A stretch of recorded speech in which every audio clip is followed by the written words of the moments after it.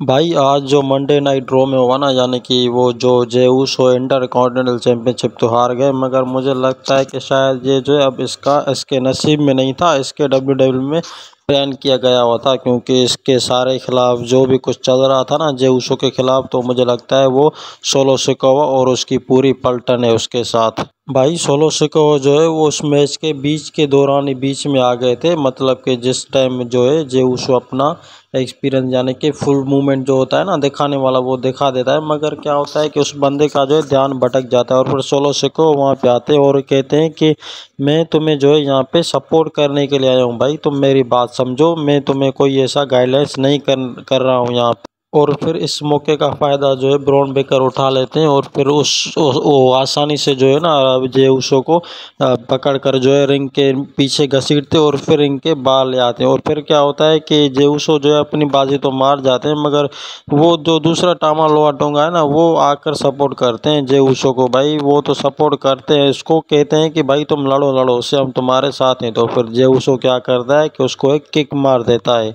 टामा टोंगा को भी और लोआ टोंगा को भी। और फिर भाई इसके बीच क्या रिएक्शन हमें देखने को मिलता है ना कि जो सोलो सिकाओ बंदा है वो आता है रिंग के पार होकर आता है और फिर कहता है सोलो सिको से, भाई ये तुम क्या कर रहे हो, ऐसा हमने तो ऐसा कोई भी तुम्हारे खिलाफ नहीं सोचा था, तुम अभी तक हमें क्या गलत समझ रहे हो क्या कि हम तुम्हें यहाँ से तुम्हारे लिए यहाँ पे हम लड़ने के लिए आए, नहीं हम तुम्हें यहाँ पे सपोर्ट करने के लिए आए हैं। सोलो सिकोवा से जो है बात करते हैं जेउसो से और फिर उन दोनों की बात यहाँ पे ख़त्म नहीं होती और फिर कहते हैं कि सपोर्ट के बाद अगर मैं तुम्हें कुछ करता भी तो मेरा इसमें कुछ जाता नहीं। और फिर इसमें क्या होता है कि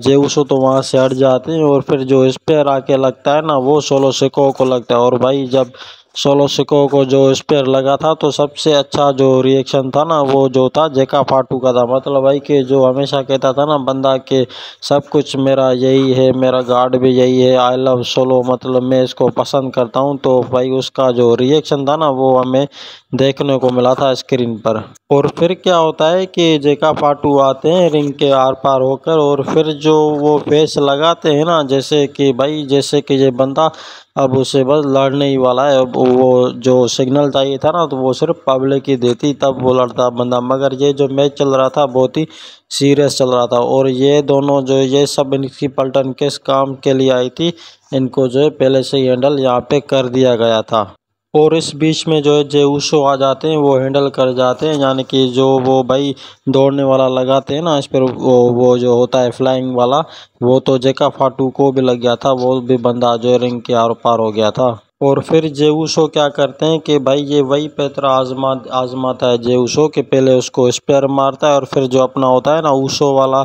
जंप वाला किक वो मारता है, मगर भाई जो ये इस बंदे ने दाव खेला था ना जेउसो ने, तो ये भी उसका जो दाव था वो एकदम से नाकाम गया था। पहले तो भागकर जो है जेउसो ने रिंग के बीचों बीच ब्रॉन बेकर को जो है किक मार दी थी और फिर किक मारने के बाद जो है और फिर से जो है वो रिंग से भागकर उसको जो है एक स्पेयर मारा था बहुत सा तगड़ा सा। और फिर क्या करते हैं कि वो रिंग के जो है आर पार होकर चढ़ जाते हैं, यानी कि वो जो होता है ना ऊसो वाला अपना बेस्ट दिखाने वाला वही लगाता है ये बंदा। और ये दा लगाने से फिर क्या होता है भाई ये जो हमें रिएक्शन हमें देखने को मिल रहा था, यानी कि यूँ समझ लो कि ना के बराबर था और पूरा पक्का था कि अब इस बार जो है ना ब्रॉन बेकर जो है इस मूवमेंट को जो है हैंडल कर जाएंगे। और ठीक वैसे ही हुआ था, ब्रॉन बेकर जो है इस मूवमेंट को पूरी तरह से हैंडल कर गए थे वहाँ पे। और फिर एडम पियर आते हैं, उन दोनों को वहाँ से भगाते हैं जेका फाटू की पूरी टीम को। और फिर क्या होता है भाई कि अब देखो ये तो मैच की बात हो गई, मैच की मुझे पता है कि आप लोग जो इतना इंटरेस्ट नहीं लेते इस बात को, तो मैं आपको जो है एक बेस्ट बात बताने वाला हूँ इस वीडियो में। तो अब जो इस जो मंडे फ्राइडे नाइट